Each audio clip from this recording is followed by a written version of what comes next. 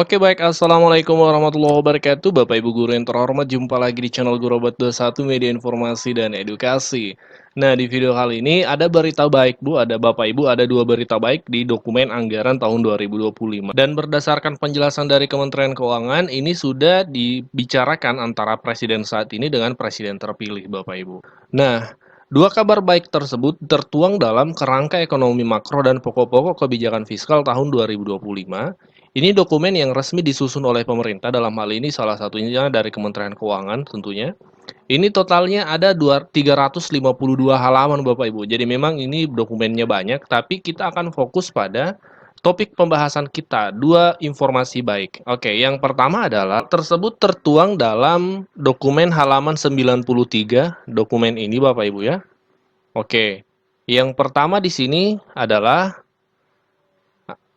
di sini, arah kebijakan belanja pegawai tahun 2025 akan difokuskan. Oke, jadi yang pertama kebijakan belanja pegawai 2025 difokuskan. Yang pertama kita baca dulu supaya kita pahami.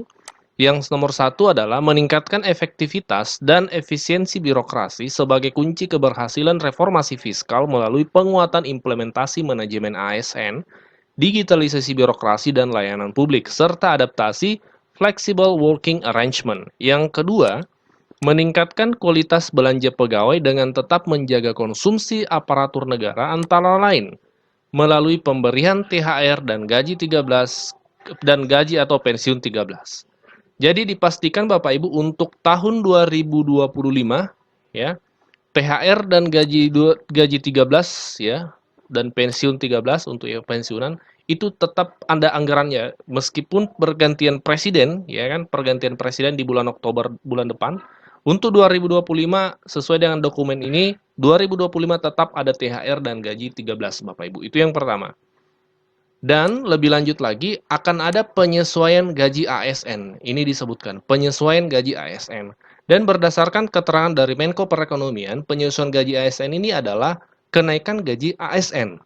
Dan ini sudah disampaikan oleh Menteri Perencanaan Pembangunan Nasional dalam konferensi persnya kemarin ya. Hanya memang secara detail jadwal dan besaran itu belum ada.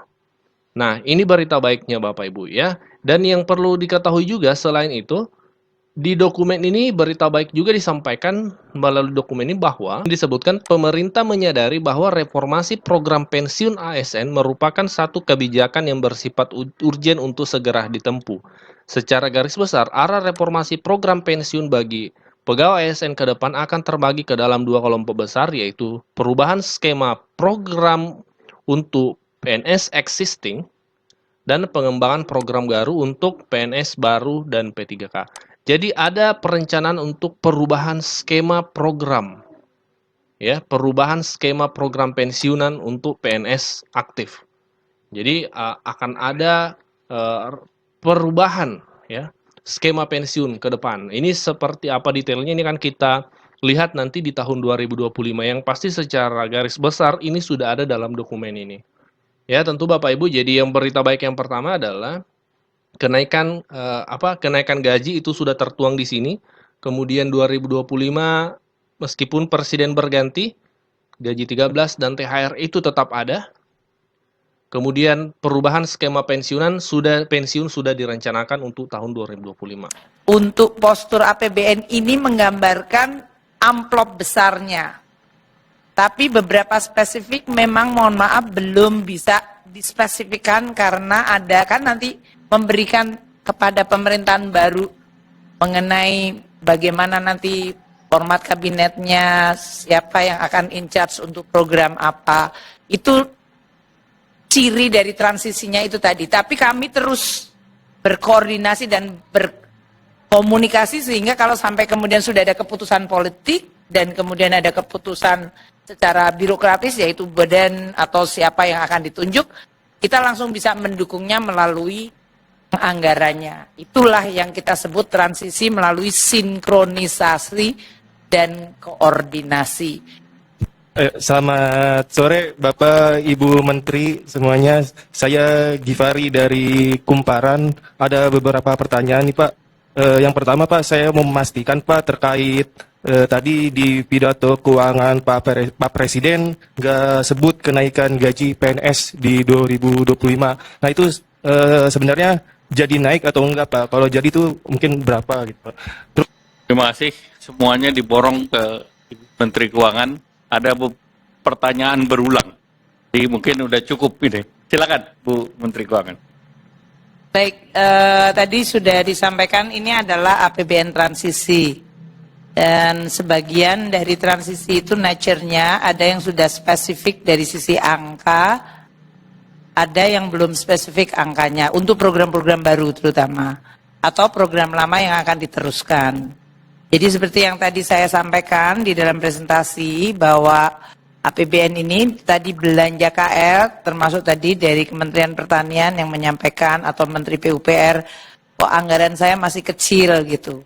Karena sebagian cukup signifikan itu masih di-retain nanti Presiden-elect yang akan nentuin. Gitu ya. Jadi kalau tadi Pak Menteri PUPR atau Menteri Pertanian mengatakan memang penting dan memang itu penting disampaikan oleh Presiden-elect. Namun nanti format untuk berapa Kementerian Pertanian akan ditambahkan anggaran untuk program tadi yang disampaikan yang itu memang menjadi prioritas seperti pencetakan sawah maupun berbagai masalah pengairan. Itu nanti akan ditetapkan oleh Presiden-elect. Mungkin saya mengingatkan sekali lagi siklusnya ya. Kita sampaikan ke DPR dan DPR sudah tahu bahwa ini adalah baseline APBN. Kita akan bahas sebagian nanti di dalam pembahasan KL-KL ini kan oleh menteri saat ini. Tapi nanti kan Bapak Presiden-elect kan punya kabinet baru. Dan oleh karena itu saya akan sampaikan pembahasan dengan DPR yang nanti sampai dengan akhir September akan mengetok APBN-nya, menyetujui, tapi kemudian Presiden baru dengan kabinet baru akan kemudian melihat program itu. Dan dipa-dipanya mungkin akan disampaikan termasuk apakah ada dipa yang memang akan spesifik dipindahkan tadi dari belanjanya pemerintah pusat yang ada di non-KL ke katakanlah Menteri Pertanian, Menteri PUPR, atau Menteri Kesehatan, atau Menteri Pendidikan. Jadi saya mohon teman-teman wartawan untuk postur APBN ini menggambarkan amplop besarnya.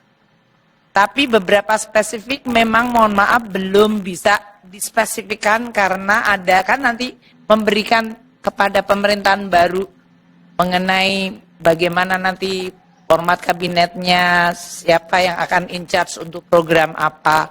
Itu ciri dari transisinya itu tadi. Tapi kami terus berkoordinasi dan komunikasi sehingga kalau sampai kemudian sudah ada keputusan politik dan kemudian ada keputusan secara birokratis yaitu badan atau siapa yang akan ditunjuk, kita langsung bisa mendukungnya melalui anggarannya. Itulah yang kita sebut transisi melalui sinkronisasi dan koordinasi.